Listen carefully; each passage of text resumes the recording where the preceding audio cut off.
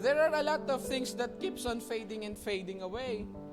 Meron din pagkakataon yung ating pagkalimot dito sa mga bagay na ito, wala naman talagang matinding impact kung titignan. For example, if you don't know or if you no longer remember the name of your teacher yung when you were in grade 1, wala tayong magagawa. Pero wala naman siyang malaking impact kung titignan natin.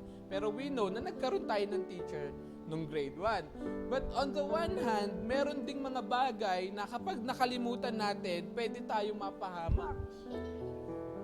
Pwedeng magdulot ito ng problema in the future. Or for example, let's give another examples for this. Bawal mong makalimutan ang sagot sa exam. Kasi kapag nag-review ka ng nag-review, pero nung exam date na, nakalimutan mo kung ano yung sasagot mo, problem yon, pwede ka bumagsak. Right? Next, of course, kanina balikan natin yung password ng Facebook.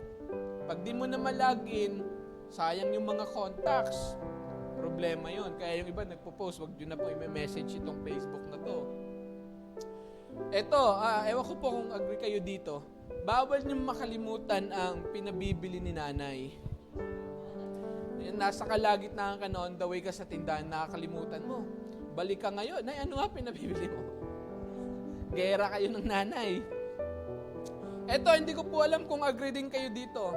Mansary or anniversary. Amen? Parang di kayo agree And isa sa pinakamatinding bagay o isang pinaka-importanting usapin na hindi natin pwedeng makalimutan is of course, when it comes to God. Our biggest danger lies in forgetting God in all aspects of our lives. Nako, napakalaking problema po pag dumating sa pagkakataon na nakalimutan natin ang Panginoon. It's a very serious problem in a person's life.